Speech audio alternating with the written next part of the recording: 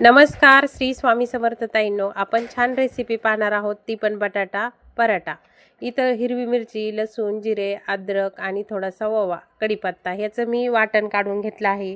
त्यानंतर इथं मी 5 माणसाचे पराठे बनवायचे आहेत, त्यामुळं मी बटाटे उकडून घेतले. ते बटाटे छान असे सोलून घेतले आणि सोलून घेतल्याच्या नंतर मस्त वाटण तयार केलं. वाटण कशाचं तयार केलं तुम्हाला आत्ता दाखवलेलं आहे सगळ्या साहित्याचं.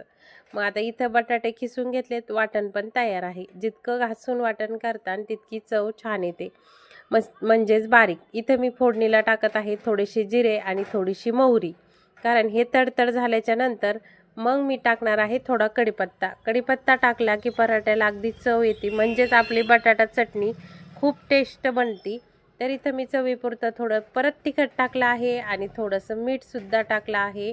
आणि ताईंनो, मी त्याच्यामध्ये थोडी हळद टाकली आणि छान हे वाटण थोडं परतून घेतलं आणि त्याच्यानंतर जे बटाटे किसलेले आहेत ते त्याच्यामध्ये मिक्स केले. बरं, आता आपली बटाटा चटणी तयार आहे. ही बटाटा चटणी जितकी टेस्ट होईल तितकेच टेस्ट आपले बटाटा पराठे होणार. त्यानंतर वरून मी मस्तपैकी भरपूर सारी कोथिंबीर टाकली. इथं मस्त आपली चटणी परतलेली आहे. जितकी चटणी परतलेली तितका लुसलुशीत बटाटा होतो. जितकी मस्त खमंग अशी चटणी तितका पराठा खायला टेस्ट लागतो.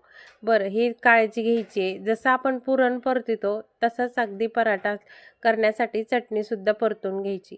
बरं, आपली चटणी परतून झाली. आता बनवूया आपण मिश्रण घेणार आहोत हे कणकीमध्ये घालून, मग बनणार आहे आपला पराठा. बरं, पराठा बनवण्यासाठी जितकी कणिक आहे तितकीच ही चटणीसुद्धा घ्यायची, तेव्हा तो पराठा खायला अगदी टेस्ट आणि चवदार लागतो.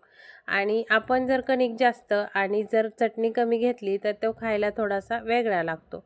बरं, इथं आपला छान असा गोळा बनून झाला आहे. आता आपला मस्त आणि लुसलुशीत बटाटा पराठा होणार आहे.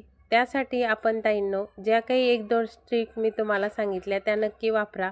इथं मस्त असा पराठा आपला तयार आहे. चला भेटूया उद्या. श्री स्वामी समर्थ.